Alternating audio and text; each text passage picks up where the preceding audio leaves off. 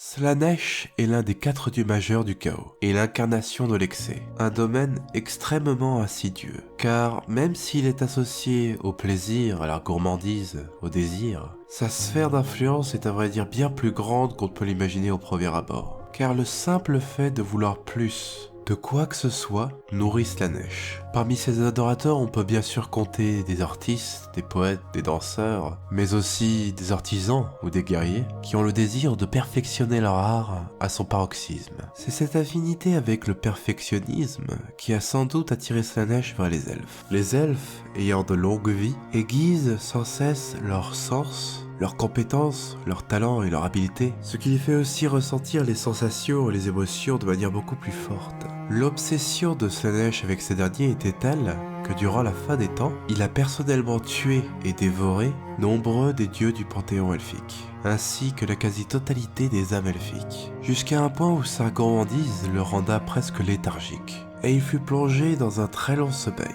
et il ne remarqua donc même pas la formation des 8 royaumes des vents de magie. Durant l'âge des mythes, Morathi réussit à sortir de son ventre et tomba à Ulgu, le royaume des ombres. Après des millénaires de corruption dans son ventre, son apparence avait changé en celle d'une immense gorgone. Peu après, elle fit la rencontre Essalia, Amalérion, Teclis et Tyrion, afin d'enfermer Slaanesh en Ulgish, un sous-royaume caché entre le royaume de la lumière et le royaume des ombres. Et grâce à la magie combinée des 3 dieux et de Morathi, ils enchaînèrent le prince des excès à 66 chaînes connectées à différents concepts. Et c'est probablement la première fois qu'un dieu majeur du chaos se retrouve dans une telle position. Ses démons et serviteurs ont été affectés de bien des façons. Certains n'ont pas vraiment réagi à sa disparition et ont continué à se plonger dans la dépravation et l'excès comme si rien n'avait changé. C'était après tout, selon eux, la seule façon d'honorer Slaanesh. D'autres, comme certains démons majeurs,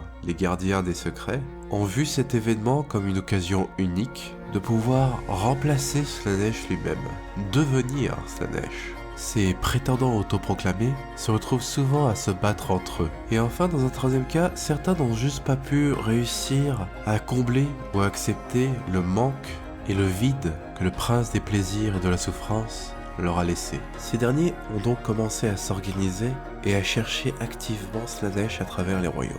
Au début, Slaanesh était complètement impuissant. Il était sans cesse torturé par les dieux elfiques pour le faire recracher les âmes elfiques qu'il avait dévorées, même si la souffrance n'était pas pour lui déplaire. Et petit à petit, il apprenait à apprivoiser certains aspects de sa prison. Il réussit à comprendre la nature de certaines chaînes qui le retenaient prisonnier, et réussit à envoyer discrètement certains fragments d'indices aux serviteurs qui le cherchaient. L'une de ces chaînes était la chaîne de la trahison, qui a été brisée lorsque les Vindicateurs Célestes massacrèrent toute une cité qui était en rébellion contre Sigmar. Une autre a été brisée par le rugissement de haine de Khorne envers Slaanesh. Mais un événement qui n'était pas prévu a soudainement brisé de nombreuses chaînes, le nécroséisme. Cet événement a changé les lois des royaumes de manière permanente, et le contre-coup a été tel que de nombreuses chaînes furent brisées, sans même que leur sécurité ne soit contournée par Slaanesh. C'est alors qu'une prophétie commença à circuler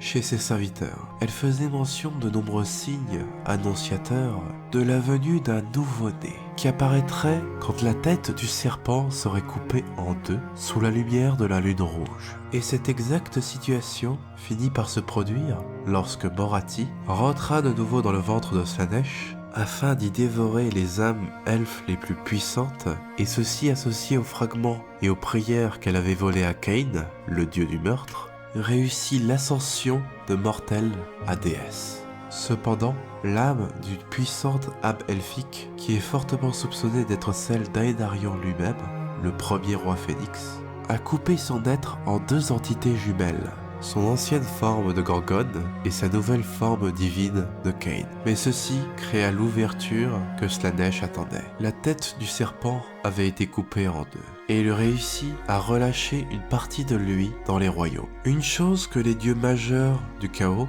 ne sont pas censés pouvoir faire. Les démons sont d'infimes fragments d'eux, et peuvent pénétrer dans la réalité, si les bonnes conditions sont réunies. Mais les dieux majeurs ne peuvent matérialiser toute leur puissance dans une réalité que pendant l'espace de quelques instants. Cependant, les lois physiques des 8 royaumes sont différentes de l'ancien monde. Les 8 vents de magie qui sont devenus les royaumes sont à la base originaires du royaume du chaos. Ce qui permet aux démons qui ont pu être invoqués dans les royaumes de pouvoir continuer à exister matériellement, même si les terres sur lesquelles ils sont ne sont pas corrompues. D'une manière similaire, les séraphons faits d'énergie finissent par se rematérialiser et redevenir organiques en restant dans les royaumes.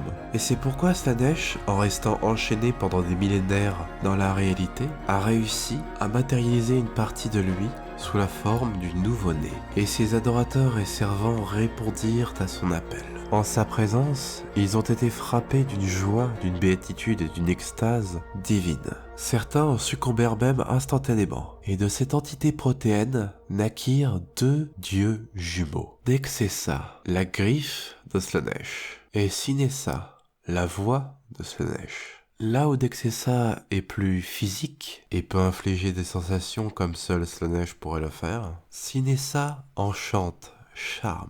Le moindre de ces mots est obéi. Ensemble, ils comptent apporter la liberté au reste du prince des excès.